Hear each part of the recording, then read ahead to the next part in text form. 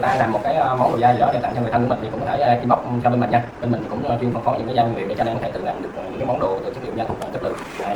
Đây mình là một cái con dê nguyên liệu ha. Bên mình cũng bán cá sấu nguyên con nha.